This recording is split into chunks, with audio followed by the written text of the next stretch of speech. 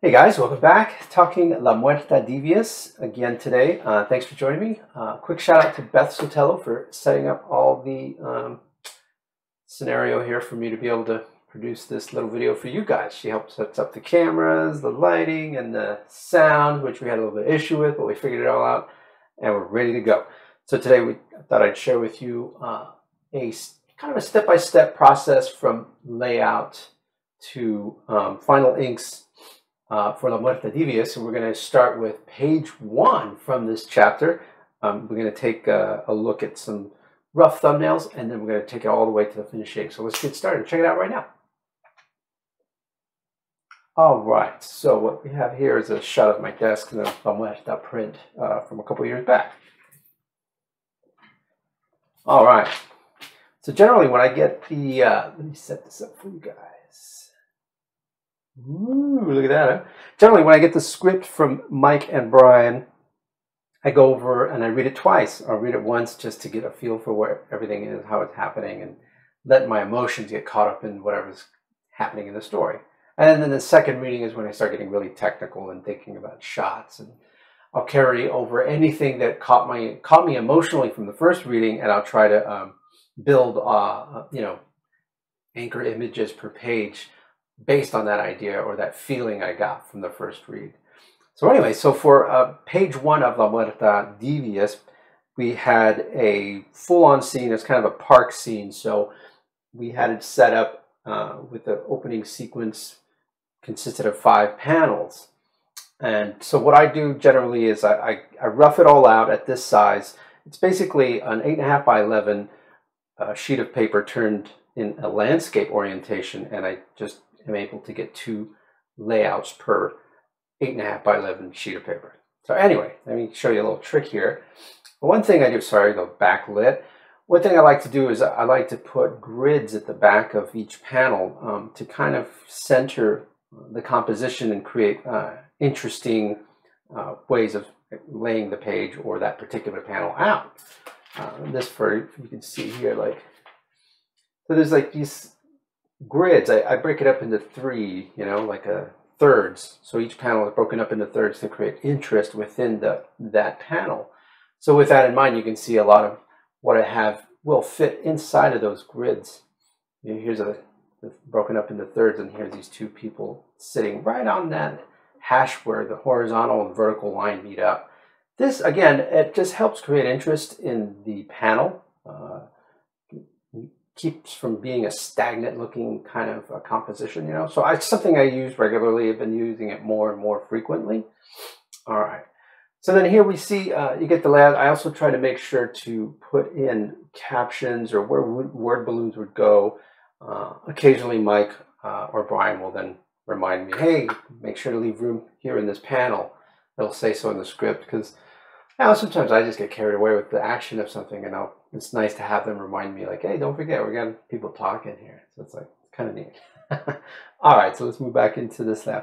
So then what I do is I take this piece of roughed out typing paper layout. Once approved, and I think that Mike and Brian, once they like what the direction of the flow of action is going, I then blow that up to an 11 by 17 scale. Move this back.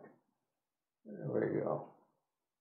Yeah, and so again, as you can see, sorry, just really quickly, you can see again, I'm still keeping that grid of the thirds, breaking each panel down into thirds to generate an interesting composition, just something visually pleasing to the eye that makes it interesting. So in this, you see, we'll see everything that's been blown up and added a little more detail here. This is somewhat similar to what it was in the previous panel. Same here, just kind of like building up the shapes and the forms of the characters. I kept going back and forth here. I had here in the initial rough, I have what seems to be someone sitting in a park bench, but then I thought, it's kind of odd. Why would somebody in a park bench not be facing the pond? It's like, that doesn't work. So I scrapped that idea, and I decided to put somebody fishing, right? And I thought, well, that's kind of cool. It's good to have a little bit of action. And here is the point of interest. Our 2 main characters interacting here. And again, they sit right on this grid area where that's it's going to pull your eye into that direction. So I worked out a little bit more of the placement. I was happy with most of it. You know, I've got everything looking somewhat similar to the rough layout that I have here. And so then what I do then is, once this is ready and I feel confident, I will then transfer that over into the artboard, right? So let's take a look at that. Yeah. All right, so now there's quite a bit of change here, right? All right, so panel 1, you can see here, I had a flat-on, just direct eye view level look of this young character, and I thought that was too flat, lacked dimension. So I kind of pivoted and made it at an angle, almost like a 3/4 angle, which I thought was a little more interesting. In this second panel, I added a butterfly to really build up the idea of where they are, you know. Panel 3, somewhat similar to what it was laid out in. I mean, not much was changed. I kind of built up these characters that were just a little bit smaller here. I built them up in the actual final line art. And then I went for mostly different kind of, same idea, but a little bit more bells and whistles. Originally, I had one little kid fishing in this pond when initially I had no kids fishing in the pond. And I went and added another little kid in the final line art. And I added a little rocky area in the center of the pond for a bunch of ducks to be hanging out on. And for our two characters who are kind of standing off with their kids, it seems like they're meeting at the park for whatever reason. I have them in the distance. So just kind of like pushing the reader into this shot right there. And then in this final panel, you see we have a little frog kind of escaping from these two little kids.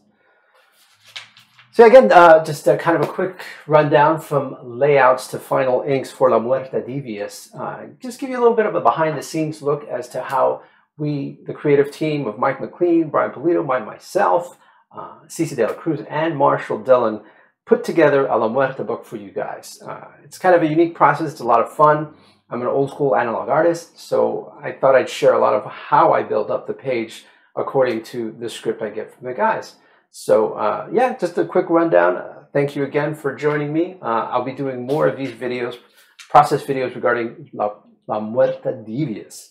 So stay tuned, and we'll get another one out to you guys here shortly. And thanks again for joining me.